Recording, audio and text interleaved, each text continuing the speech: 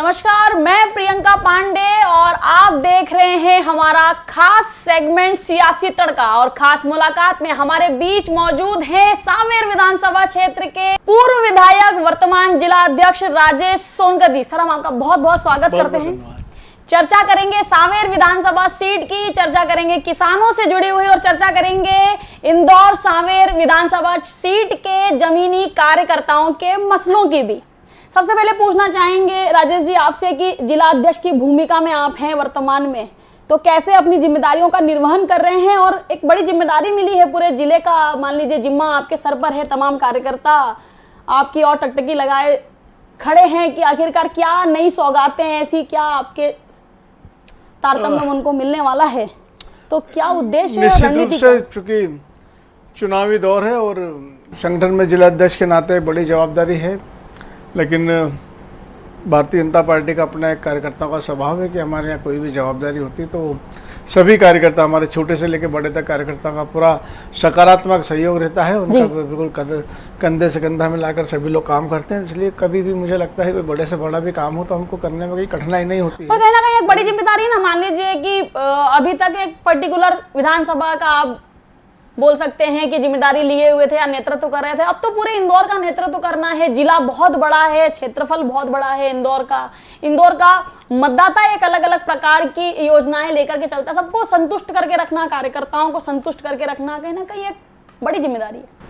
संगठनात्मक ढांचा हमारा जो है लगभग हमारे, जैसे मैंने कहा कि नीचे से छोटा कार्यकर्ता, हमारा बूथ स्तर का कार्यकर्ता हो, हमारे बड़े वरिष्ठ नेता हों, जितने भी सभी लोगों का मार्गदर्शन भी और सहयोग बराबर मिलता है। चूँकि सरकार भारतीय जनता पार्टी की है तो निश्चित रूप से जो लोगों की अपेक्षा होती है वो अपेक्षाओं को पूरा करने के लिए सरकार के माध्यम से पूरा काम करने का भी प्रयास करते हैं। संगठनात्मक स्तर पर भी जो काम है उसको भी हम निरंतर पूरा करते हैं। और मैं समझता हूं कि चूँकि भारतीय जनता पार्टी की सरकार सबका साथ सबका विकास हमारा मूल मंत्र है, तो जो अपेक्षाएं हैं लोगों की उसको पूरा करने में कहीं बहुत ज़्यादा कठिनाई ऐसा कुछ आती है, ऐसा मेरे को ऐसा अनुभव नहीं है। सब कहीं ना कहीं मिलजुल कर कंधे से कंधा मिलाकर सभी अपनी जिम्मेदारियों का निर्वहन करते हैं। संगठन का दोनों का अच्छा समन्वय, अच्छा कार्यकर्ताओं के साथ भी अच्छा एक सामंजस्य मतलब आप कहीं ना कहीं निर्मित कर चुके हैं।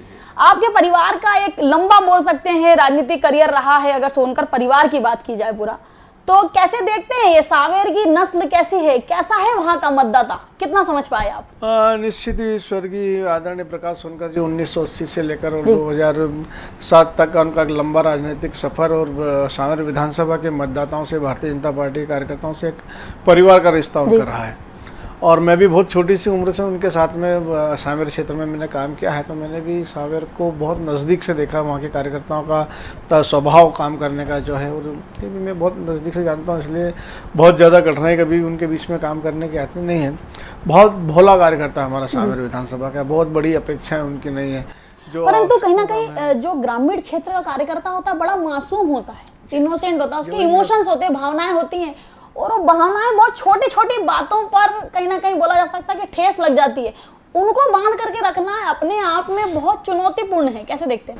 निश्चित हमारा कार्यकर्ताओं के बीच में, मतदाताओं के बीच में निरंतर सतत संपर्क, मिलने जुलना, उनसे सुख दुख में एक दूसरे के लिए खड़े रहते हैं, पारिवारिक भाव से काम कर रहे हैं, इसलिए कभी बहुत ज़्यादा कठिनाइयाँ ऐसी होती नहीं है। उनकी आवश्यकताएं क्या है ये मुझे मतलब इतने लंबे समय से काम करने का एक अच्छा अनुभव है, तो उनके कामों को पूरा करने का जो हम हर संभव प्रयास करते हैं, और मैं समझता हूं कि उसमें कई हद तक सफल भी हुए हैं। मतलब संतुष्ट कर देते हैं आप कार्यकर्ताओं को।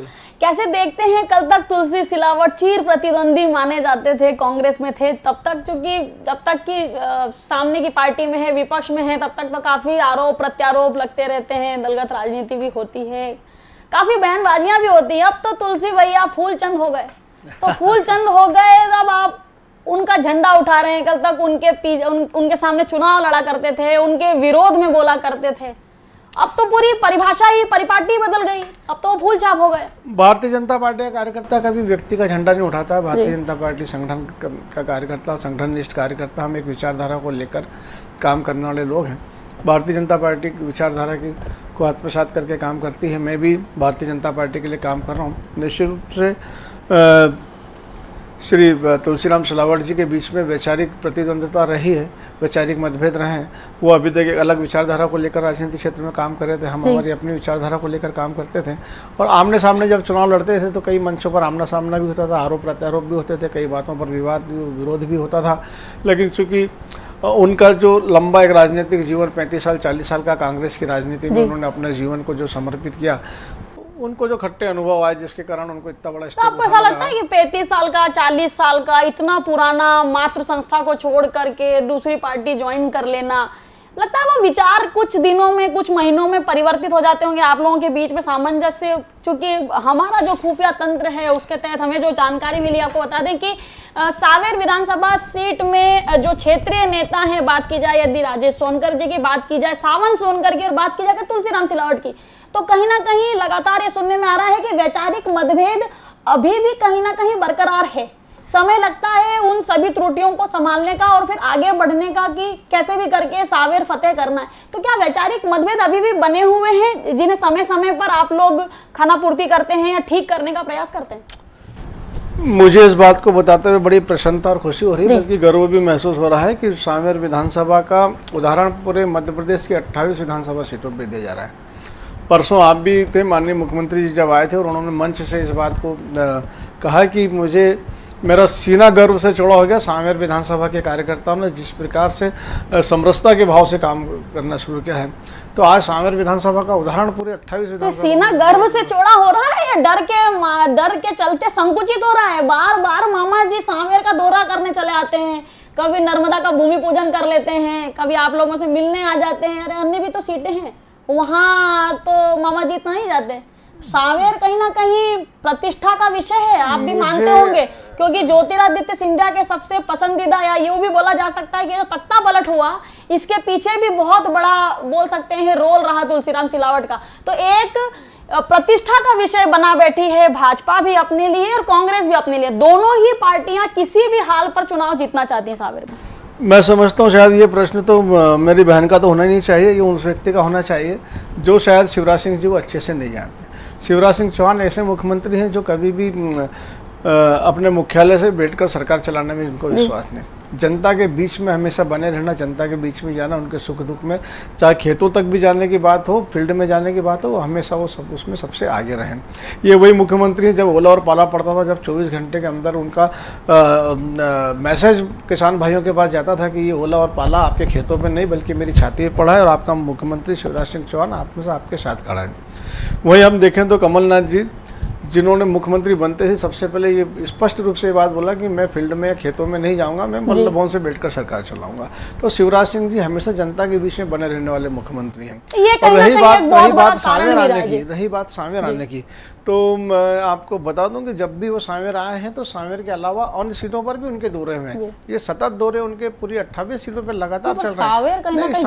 सांवेर से उनका स्नेह शुरू से रहा है। सांवेर ने तो जब जब उनको बुलाया है तब तक वो सांवेर आए हैं, सांवेर से उनका बड़ा लगाव। अच्छा, सांवेर आए, नर्मदा दे के चले गए, भूमि पूजन कर दिया, बहुत अच्छी बात है। हमें भी बहुत खुशी है कि सांवेर में नर्मदा आने लग जाए, पर ये धरातल पे कब तक आ जाएगी? भूमि पूजन तो हो गया, क्योंकि इंदौर का ही बहुत बड़ा हिस्सा बिना नर्मदा के बैठा हुआ है, हर साल गर्मियों में परेशान होता है। मैं समझता हूँ कि ये तो प्रश्न ही नहीं होना चाहिए, क्योंकि शिवराज सिंह जी का जहाँ नाम आता है वहाँ विश्वास अपने आप उस से जुड़ जाता है। शिवराज सिंह जी जो बोलते हैं वो देखिए सर, अगर वोटिंग की राजनीति को सुनिए ना, अगर छोड़ दिया जाए, अगर वोटिंग की राजनीति को छोड़ दिया जाए तो इंदौर के कई ऐसे हिस्से हैं जहाँ नर्मदा की टंकियां हो गई, सारी चीजें हो गई, बावजूद उसके सालों से नर्मदा का पानी नहीं मिला है।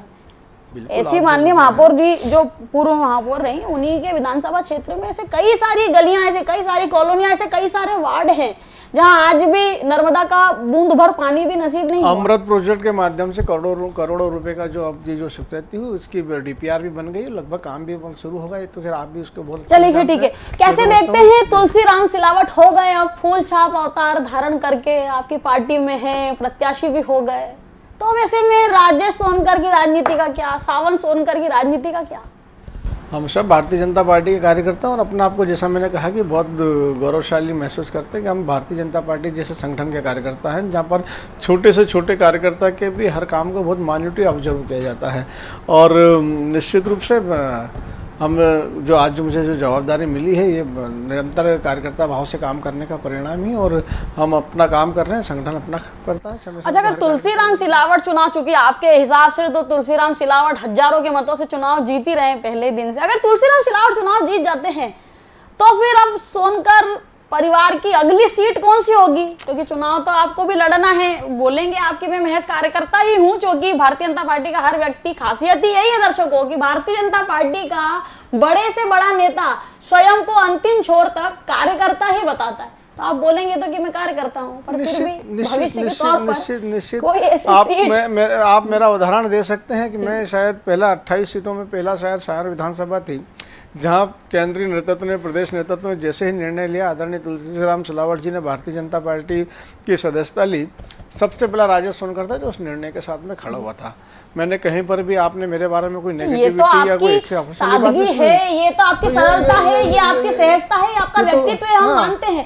परंतु जो एक राजनीतिक करियर आपका रहा, आप स्वयं सांवेर के नेता रहे, विधायक रहे, तो कहीं ना कहीं आगे के लिए भविष्य क्या है वो तो टटोलना पड़ेगा ना अध्यक्ष जी। भारतीय जनता पार्टी संगठन में, भारतीय जनता पार्टी नेतृत्व में हर कार्यकर्ता का भविष्य सुरक्षित है।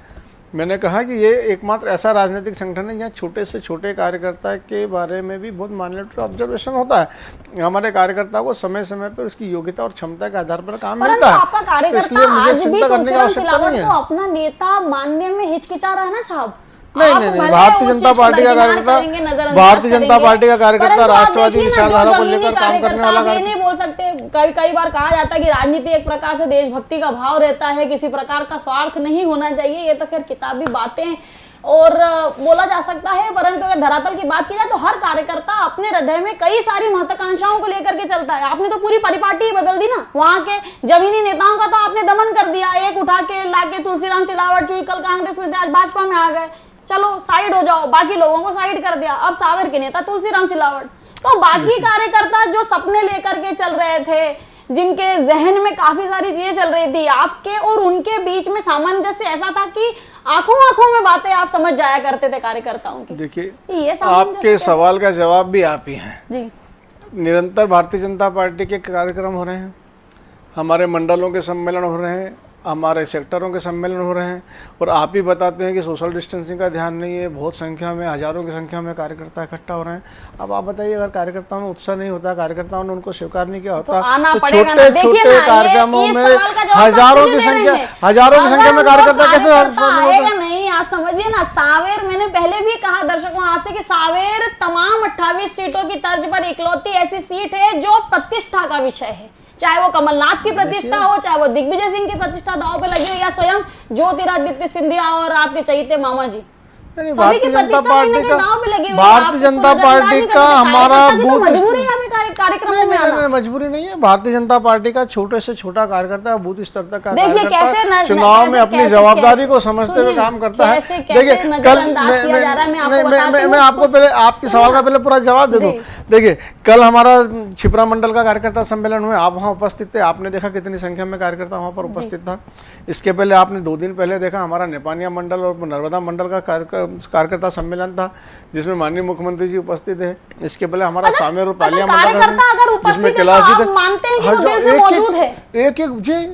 इससे बड़ा उदाहरण क्या हो सकता है? एक एक बूथ से उस बूथ पे काम करने वाला, आप एक तरफ बोल रहे हैं नहीं, आप एक तरफ बोल रहे हैं कि कार्यकर्ता में उत्साह नहीं है, कार्यकर्ता ने स्वीकार नहीं किया, कार्यकर्ता काम नहीं कर रहा है, दूसरी तरफ वही कार्यकर्ता जमीनी आप बताइए, एक बूथ से 20 कार्यकर्ता आ रहे हैं, जमीनी नहीं है तो कौन है? हम आपको बताते हैं मंडल अध्यक्षों के बीच में जो कार्यकर्ता है उनके बीच में आज भी सामंजस्य नहीं है। आपके तुलसीराम सिलावट जीवन पंचोली के क्षेत्र में दौरा करने जाते हैं, पार्षद कोई नहीं बताते, जबकि किसी भी क्षेत्र का पार्षद उस क्षेत्र का जमीनी नेता होता है, उस पार्षद को दरकिनार करके आपके मंत्री जी आते, दौरा करके आ जाते हैं।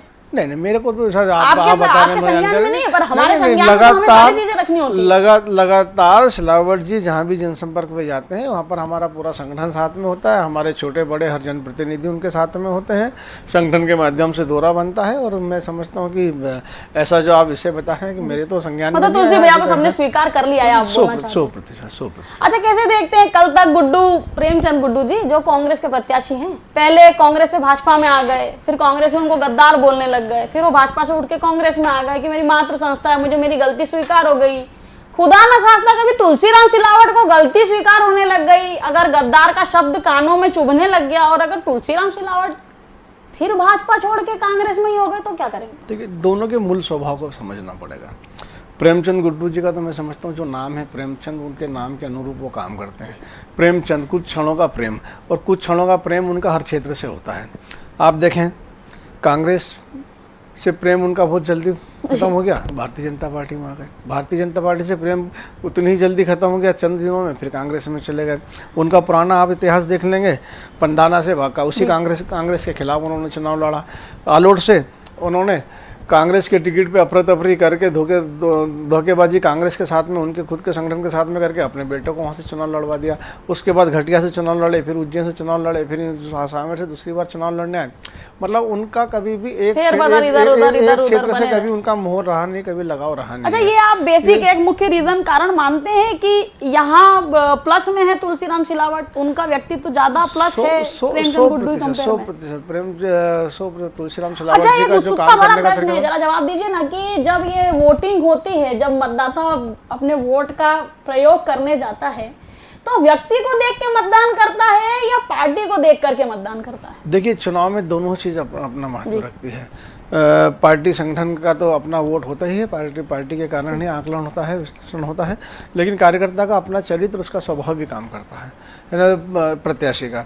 प्रत्याशी के बारे में भी बहुत बड़ा एक वोट बैंक होता है जो प्रत्याशी को देखकर होता है, और उसका लाभ सामेर में हमको मिला कि हमारे जो प्रत्याशी हैं वो आप भी तो बड़े सादगी पसंद समरसता वाले नेता थे, तो फिर तुलसीराम सिलावट कैसे आपको मात देकर के आगे नहीं, मतलब कहीं ना कहीं उनका व्यक्तित्व आपके व्यक्तित्व पे भारी था।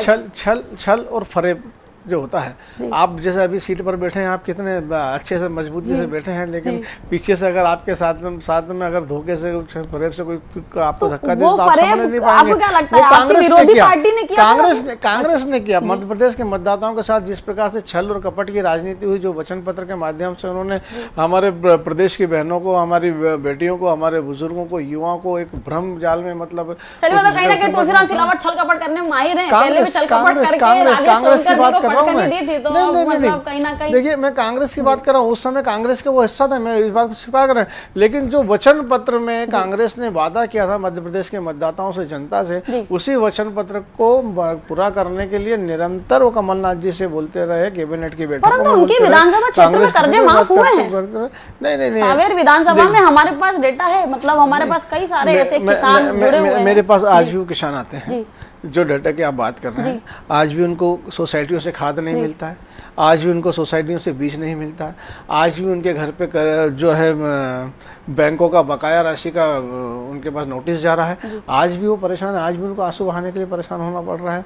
तो ये तो सीधा फरेब है, सीधा झूठ है जो आप कर्ज माफी की बात कर रहे हैं। किसान ऐसे भी हैं जिनके मैं आप बता रहे हैं आपके पास सूची है, मैंने आपकी सूची नहीं देखी, लेकिन मैं पूरे दावे के साथ आपके चैनल पे आपके इस बात को दावे से कह सकता हूँ कि आप सूची उठाकर देख लीजिए, एक भी किसान का नाम, आप मेरी बात पूरी आप मेरी बात मैं आपके चैनल पे बैठा हूँ, बहुत बड़े चैनल पे बैठा हूँ, मैं आप ही के माध्यम से आपको बता रहा हूँ कि आपकी सूची आप उठा लीजिए, बगैर देखे चैलेंज के साथ बोल रहा हूँ, एक भी नाम किसी किसान का नहीं मिलेगा जिसका 2 लाख रुपए कर्ज माफ हुआ हो।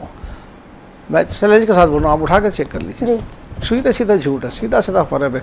किसी किसान का 2 लाख रुपए खर्च माफ नहीं हुआ, जो इन्होंने चुनाव के पहले बोला था कि हम 2 लाख माफ करेंगे। मैं सावेर विधानसभा के लगभग 250 गाँव में माला हाथ में लेकर घुमा हूँ, मंचों पे खड़े होकर मैंने माइक पे ये बात कही है कि किसी किसान भाई का अगर 2 लाख रुपए कर्ज माफ हुआ हो तो भाई कृपया मंच पर आए, मैं सार्वजनिक सम्मान करना चाहता हूँ।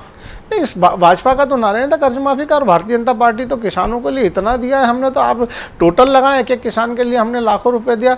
हम तो उनकी स्थिति को, हम उनको कर्ज माफी वाला विषय नहीं, हमने तो उनकी आय को दोगुना करने के लिए निरंतर काम किया। हम तो उनके लिए एक नहीं अनेकों बार हमने जितने भी आज भी हम चाहे सम्मान निधि की बात करें, हम प्रोत्साहन राशि की बात करें, हमने तो किसानों के लिए निरंतर काम करने का काम किया। इन्होंने तो सिर्फ वोट कबाड़ने के लिए कर्ज माफी की बात की थी। बात को नजरअंदाज भी नहीं कर रहे कि शिवराज सिंह चौहान सरकार में किसान के हित में काफी सारे फैसले लिए गए, बावजूद उसके क्यों छोटा किसान आज भी स्वावलंबी नहीं हो पाया, क्यों वो आत्मनिर्भर नहीं हो पाया, क्यों वो किसी भी सरकार से संतोषप्रद नहीं है? बीजेपी भी बोलती है हम किसान हितैषी हैं, कांग्रेस भी बोलती है कि हम किसान हितैषी हैं, धरती पुत्र बोला जाता है। ये धरती पुत्रों के साथ राजनीति क्यों की जाती है? केवल चुनाव और वोट बैंक तक ही सीमित रहता है क्या ये किसान? देखिए, बोलना और करना दोनों में जमीन आसमान का अंतर होता है, और भारतीय जनता पार्टी जो बोलती है वो करती है। मैं कांग्रेस की बात नहीं कर रहा हूँ, कांग्रेस का तो 15 महीने का कार्यकाल आपके सामने, जनता के सामने, और उसका परिणाम अभी इस चुनाव में हमको देखने को मिल जाएगा। भारतीय जनता पार्टी ने जो किसानों को 18% पे जो ब्याज मिलता था, ब्याज पे पैसा मिलता था, 18% से हमने उसको कम करते करते 0% ब्याज पर पैसा देने का काम किया। हमने प्रोत्साहन राशि के माध्यम से किसान भाइयों के खाते में पैसा डालने के बाद किया।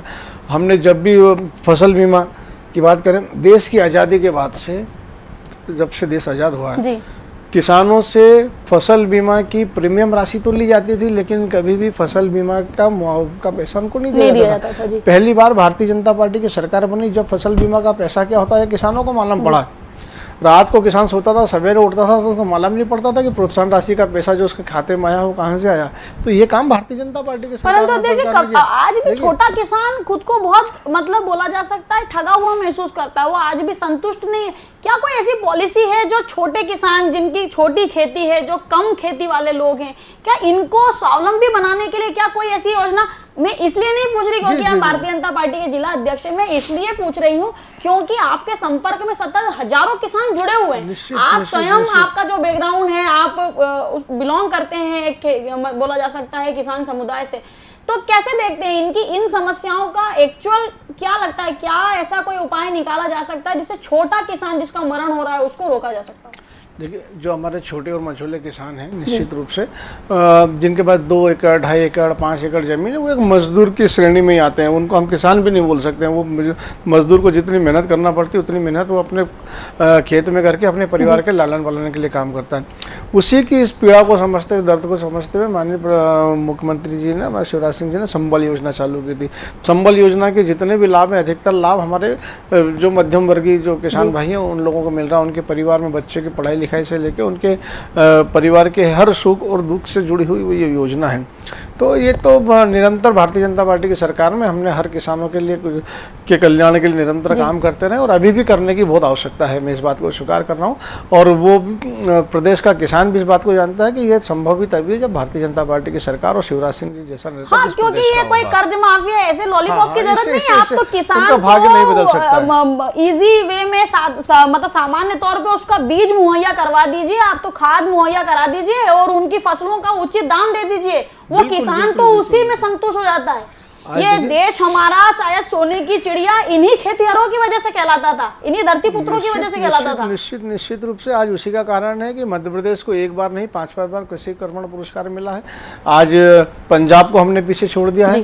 आज खेती का हमारा रकबा बढ़ा है और आज लाखों टन फसलें बढ़ रही है। उसके कारण आज जो माननीय प्रधानमंत्री जी ने कृषि बिल लेकर आए हैं उसका परिणाम भी यही है कि पहले हमारे किसान भाइयों को मंडियों में जो अपनी फसल बेचने के लिए मजबूर होना पड़ता था, कई दिनों तक लंबी कतारें, ट्रालियां वहाँ खड़ी होती थी, माल उनका तुल नहीं पाता था, किसान उनको उचित दाम नहीं दे पाता था।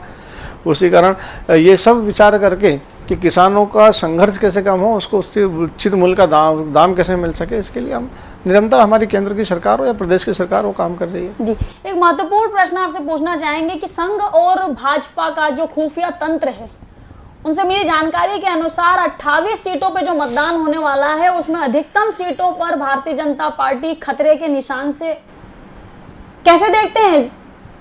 नहीं, मैं नहीं समझता हूँ कि संघ का कोई खुफिया तंत्र या भारतीय जनता पार्टी का खुफिया तंत्र। तो संघ हमारा मातृ संगठन, संघ का अपना काम है। संघ कभी भी राजनीति, परंतु अगर कहीं से वो ऐसा बोल रहे हैं कि दिक्कत है तो शायद आपको गलत उन दिक्कतों पे क्या मतलब, आपको शायद गलत जानकारी होगी। संघ का राजनीति क्षेत्र में वो कभी हस्तक्षेप नहीं रहता है, और भारतीय जनता पार्टी का अपना कार्य क्षेत्र है। भारतीय जनता पार्टी स्वतंत्र रूप से काम करती है। संघ हमारा मातृ संगठन। अच्छा, आपको क्या लगता है 28 में से कितनी सीटों पर 28 में से 28 सीट भारतीय जनता पार्टी जीतेगी? ये तो हर बार बोलते हैं फिर। नहीं, आप देखिएगा, क्योंकि ये 15 महीने में तो ऐसे भी घोषणा भी रहते हैं, 15 महीने में जो छल और कपट, नहीं 15 राजनीति छोड़ दूंगा, पार्टी छोड़ दूंगा, तो 15 महीने में जो छल और कपट कि राजनीति जो हुई है, जो वचन पत्र के हमसे लोगों को ठगने का काम किया है, आज हर व्यक्ति के मन में जो पीड़ा है, किसानों की आंखों में जो दर्द है, आप देखिए कि हम उनको तो ऐसा लगता है कि ईश्वर ने एक अवसर दिया, मौका दिया उनको उसका बदला लेने का। वो तो इंतजार करने के 3 नवंबर कब आए। अच्छा, आप कह रहे हैं इंतजार कर रहे हैं, पर आपको हम बहुत महत्वपूर्ण विषय से रूबरू करवाते हैं कि जब 1.5 साल पहले भारतीय जनता पार्टी सत्ता से बाहर हुई और जब कांग्रेस का लंबे अरसे के बाद कमबैक हुआ, तो जनता ने शिवराज सिंह चौहान को नकारा था। आप भले इस बात से नकार दें, नजरअंदाज कर दें, पर ये जमीनी हकीकत है कि जो शिवराज सिंह चौहान जी का जो कई जगहों पर उन दिनों बड़बोलापन रहा, या कई सारी ऐसी चीजें रही, एंटी इनकम्बेंसी मान लीजिए उसको भले से, कि 15 वर्षों से एक ही व्यक्ति का आधिपत्य, एक ही व्यक्ति पार्टी से बोला जा सकता है कि सामने ला करके मुख्यमंत्री बना दिया जा रहा है। शिवराज सिंह जी के प्रति लोगों का स्नेह, लोगों का लगाव, लोगों का आशीर्वाद इस चुनाव में भी पूरी तरह हम अगर आप देखें तो कांग्रेस और भारतीय जनता पार्टी का अगर आप देखेंगे तो भारतीय जनता पार्टी को ज़्यादा वोट मिले हैं। सिर्फ हमको कुछ सीटों का पे हार जीत का जो अंतर है, वोटिंग परसेंटेज सीटें फिर भी कम रहती है, तो बहुमत के लिए तो सीटें जरूरी है ना सरकार, बहुमत के लिए आपको वो जरूरी थोड़ी वोटिंग परसेंटेज। वो बिल्ली के भाग से छिका टूट गया और वो कांग्रेस की सरकार बन गई। अच्छा, ये एक अंतिम प्रश्न का जवाब दीजिए ना, उसके बाद इस चर्चा को विराम दे देंगे। कैसे देखते हैं आज भी जब मंचों पर बड़े बड़े नेता भारतीय जनता पार्टी के चढ़ते हैं, तो 15 साल पहले पीछे मुड़ के देखते हैं, दिग्विजय सिंह की सरकार की चर्चा होती है, वही सड़क, वही बिजली, वही पानी और वही चर्चाएं होती हैं। अब तो 15 साल का आपका आधिपत्य हो गया, आपका राज हो गया। अरे आपने क्या दिया जनता को, वो गिनाइए ना साहब। देखिए, ये 15 साल पहले क्या हुआ था या 70 साल पहले क्या होता था। देखिए, हमने जो दिया वो आप सामने तो दिख रहा है। आज मेरी बहन तो उसी का बखान कीजिए ना। आज मैं 15 साल पहले दिग्विजय सिंह का शासन गिना रहे थे। आज मैं अपनी बहन से बैठकर स्टूडियो में चर्चा कर रहा हूँ। शायद कांग्रेस की सरकार होती तो यहाँ पर हमको अभी भी मोमबत्ती लगाकर बैठना होता है, लालटेन लगाकर बैठते, हम शायद इस दिन में बात कर पाते या नहीं कर पाते। देखिए, जो किया है बताने में हर्ज नहीं, अच्छा किया है तो बताना पड़ेगा। मध्य प्रदेश में 15 साल में जो हमने दिशा और दशा को बदलने का काम किया, ये तो भारतीय जनता पार्टी की सरकार ने किया है। 15 साल पहले का जो मध्य प्रदेश है वो आपने भी अच्छे से देखा, मैंने भी अच्छे से देखा। किस प्रकार के कॉम्प्लीमेंट्स हमको मिलते थे जब बाहर से कोई व्यक्ति आता था, हमारे यहाँ कोई वरिष्ठ आता था, तो किस प्रकार की टिप्पणियाँ वो मध्य प्रदेश पर करता था। आज अगर हम 24 घंटे किसानों की भी बात करें, अगर हमने किसान भाइयों को 24 घंटे बिजली दे रहे हैं, 10 घंटे हम उनको खेती के लिए बिजली दे रहे हैं, तो ये भारतीय जनता पार्टी की सरकार का एक कारण है। आज छोटे छोटे गांवों को बड़े शहरों से जोड़ने के लिए सड़कों का जो निर्माण तेजी से हुआ, प्रधानमंत्री सड़क योजना, ये माननीय अटल बिहारी वाजपेयी जी भारतीय जनता पार्टी की सरकार की कल्पना के विचार सोच था, उनकी कल्पना थी। माननीय प्रधानमंत्री जी ने अगर अटल जी ने सोचा नहीं होता तो मेरे ख्याल से आज भी गाँवों की जो स्थिति है वो आप देख सकते हैं। नदी से नदी को जोड़ने वाला जो सपना जो देखा था, आज जो जिसको माननीय शिवराज सिंह जी पूरा कर रहे हैं, ये भारतीय जनता पार्टी के तत्कालीन प्रधानमंत्री आदरणीय अटल जी के कई सपना था। आज किसान भाइयों को जो क्रेडिट कार्ड के माध्यम से जो सम्मान देने का जो काम किया, पहली बार देश की आज़ादी के बाद किसी प्रधानमंत्री ने सोचा कि किसानों को क्रेडिट कार्ड मिलना चाहिए, किसानों का भी सम्मान, उसकी भी क्रेडिट होना चाहिए। ये भारतीय जनता पार्टी की सरकार ने किया। तो ये बताने में हमको हर्ज कैसे होना चाहिए। निश्चित रूप से आज जो ग्रामीण क्षेत्रों का विकास हुआ, आज आप देख रहे हैं, मैं सामेर के उदाहरण दे रहा हूँ, मैं दूसरे क्षेत्र में नहीं जा रहा हूँ। पिछले 5 सालों में सामेर विधानसभा में हमने लगभग 1200 करोड़ के विकास के काम किए, इसमें 700-750 करोड़ रुपए हमने सिर्फ सड़कों के निर्माण पर लगाए। केंद्रीय सड़क नीति के माध्यम से, लोक निर्माण विभाग के माध्यम से हमने 124 सड़कों का निर्माण सामेर विधानसभा में किया। अगर हम उसको ऐसा देखें तो एक साल में लगभग 25 सड़कों का हमने निर्माण किया। 124 सड़कें 5 साल में। 15 महीने का जो कार्यकाल कांग्रेस की सरकार का था, एक भी सड़क हमारी नई सामेर विधानसभा में स्वीकृत होकर नहीं आई। ठीक है, तो ये काम हमने पिछले 5 साल में किया। बताने में मुझे लगता है कोई हर्ज नहीं होना चाहिए। सामेर विधानसभा में 1.5 साल जब विधायक रहे तुलसी भैया, कुछ किया या नहीं उन्होंने? यही तो पीड़ा थी उनके मन में। वो कमलनाथ जी से लगातार इसी बात के लिए लड़ रहे थे, इसी बात के लिए संघर्ष कर रहे थे कि सामेर विधानसभा का जो विकास अवरोध हुआ, इसको हमको तेजी से चालू करना है। जो बचा हुआ काम है, सड़क नहीं बनती। नहीं, बिल्कुल जब तक मुख्यमंत्री, जब तक कैबिनेट में स्वीकृति नहीं मिलेगी, मुख्यमंत्री बजट नहीं देंगे, मुख्यमंत्री सहयोग नहीं करेंगे, तो विधायक या मंत्री अकेला क्या कर सकता है? कुछ नहीं नहीं कर सकता। सांवेर विधानसभा में जितने पुल और जितने पुलियों का हमने निर्माण किया था, लगभग 90% काम पूरा हो गया था। जो छोटे मोटे काम बचे थे वो काम वो पूरा नहीं कर पा रहे थे। जो माननीय शिवराज सिंह जी की सरकार की जितनी भी जन कल्याणकारी योजनाएं थी वो योजनाएं बंद हो गई थी, वो चालू नहीं कर पा रहे थे। उसी के लिए उनको संघर्ष करना पड़ रहा था। जो नर्मदा जी की अभी आप बात कर रहे हैं, लोगों का कहना है बहुत अच्छी थी कमलनाथ जी की, लोगों के घरों में नर्मदा बिजली जी के की हम मीटर बहुत बात कर रहे हैं, स्लो हो गए थे, काफी लोगों के बिल कम आने लगे थे। आज भी वो मजदूर बिल लेकर घूम रहे हैं जो पिछले 4-6 महीने पहले उनको 50-50 हज़ार 40-40 हज़ार रुपए के बिजली के बिल मिले थे। आज भी वो लोग रो रहे हैं। अभी माननीय शिवराज सिंह जी 2 महीने पहले जब सांवेर विधानसभा में आए थे तो आपको ध्यान होगा, आपकी उपस्थिति में उन्होंने इस बात का ऐलान किया था कि जो पुराने बिजली के बिल है किसी को भरने की आवश्यकता नहीं, अभी हम इसको स्थगित कर रहे हैं। तो ये उसी समय के तो बिजली के बिल है जहाँ कमलनाथ जी की चलिए, सरकार थी। विकास के एजेंडे पर लड़ेगी भारतीय जनता पार्टी चुनाव, कुछ ऐसा ही कहना है वर्तमान के जिला अध्यक्ष राजेश सोनकर जी का। ये ऊर्जा और ये सकारात्मकता क्या वास्तव में फूल छाप तुलसी सिलावट को सांवेर में फिर से बनाएगी विधायक? बने रहिए हमारे साथ और देखते रहिए रेड 9 न्यूज। मुझे दीजिए इजाजत।